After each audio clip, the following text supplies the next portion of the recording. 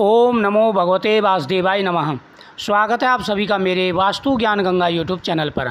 आज मैं आपको जानकारी दूंगा कि हम भगवान के सामने रोते हैं, भगवान के सामने अचानक रोना क्यों आता है, क्या इसके संकेत होते हैं, क्या हमारे ऊपर पितृदोष है या हमारे ऊपर कोई दोष है, या किस वजह से हमें भगवान के सामने रोना आता है।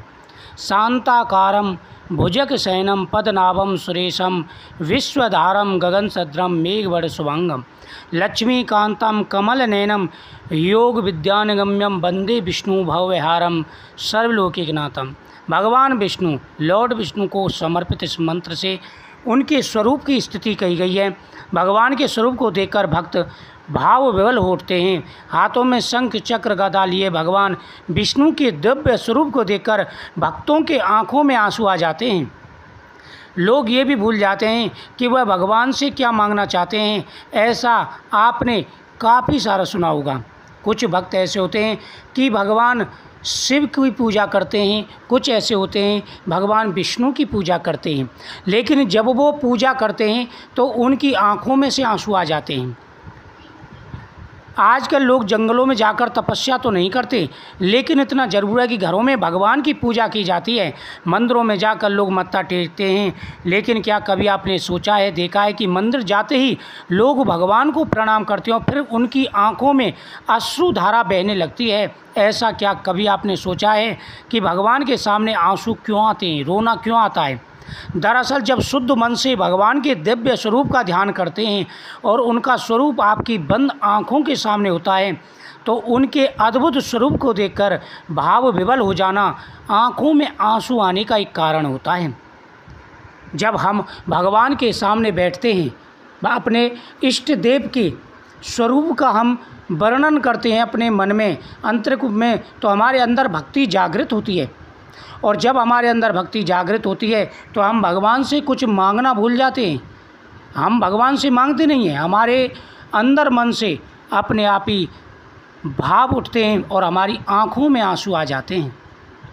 दोस्तों, ये भक्ति का संकेत होता है। आपको ऐसा लगने लगता है कि किसी तरह से इस कष्ट से मुक्ति मिले तो आप भगवान को याद करते हैं। आपका भगवान पर विश्वास इतना अटूट होता है, आप किसी भी संकट के समय अपने माता पिता की तरह उन्हें याद करते हैं। आपको उनसे यह उम्मीद होती है कि संकट काल में भगवान कोई ना कोई मार्ग आपको ज़रूर दिखाएंगे। जब आप पर कोई कष्ट आता है तो आप भगवान के सामने अपनी व्यथा, अपनी परेशानियाँ सुनाते हैं। भगवान के सामने बैठ कर के आपकी आंखों में आंसू आ जाते हैं, क्योंकि आपको विश्वास होता है कि आपके जो इष्ट देव हैं, आपके जो भगवान हैं, वह आपके कष्टों को ज़रूर दूर करेंगे। पूरे विश्वास के साथ में जब हम वंदना करते हैं अपने ईश्वर की, हम माला फेरते हैं अपने ईश्वर के नाम की, तो हमारी आंखों में आंसू आ जाते हैं। तो दोस्तों, यह एक संकेत होता है कि आपके अंदर भक्ति है, भक्ति का अंश जो है स्फुरित हो चुका है और भगवान की विशेष कृपा आपके ऊपर हो चुकी है। आपके सारे कष्ट दूर हो जाएंगी, सारी परेशानियां दूर हो जाएंगी। तो भगवान के सामने इसी वजह से रोना आता है कि आप अपने इष्ट देवता को मानते हैं, पूरी श्रद्धा रखते हैं और आपके अंदर जो है भक्ति का प्रकाश जागृत हो चुका है।